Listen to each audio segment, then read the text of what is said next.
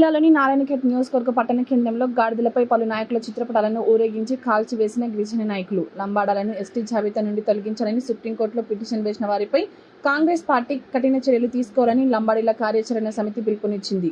మాజీ ఎంపీ సోయం బాపురావు మరియు తెర్ల వెంకట్రావు కాంగ్రెస్ పార్టీకి చెందిన ఎమ్మెల్యేలు మరియు నాయకులు లంబాడాలను ఎస్టీ జాబితా నుండి తొలగించాలని సుప్రీంకోర్టులో పిటిషన్ వేసిన సందర్భంగా వారి యొక్క చిత్రపటాలను గాడిదలకు కట్టి కాల్చివేయడం జరిగింది. ఇలాంటి పనికి మాలిన వేషాలు వేయడం మంచిది కాదని రాజ్యాంగకర్త డాక్టర్ బిఆర్ అంబేద్కర్ ఇచ్చిన హక్కులను కాలరాయడానికి వీరు ఎవరిని?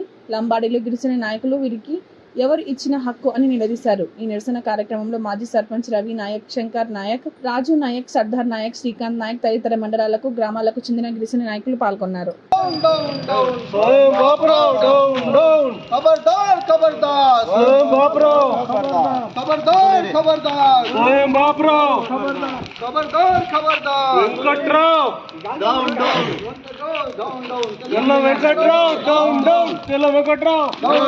జై బంజారా, జై బంజారా, జై సేవాలాల్.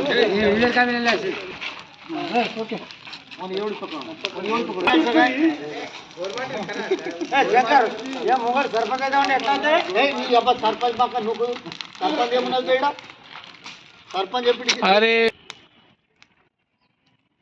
జై బంజారా, జై సేవాలాల్, జై సేవాలాల్, జాగో బంజారా, జాగో బంజారా, స్వయం బాపురావు,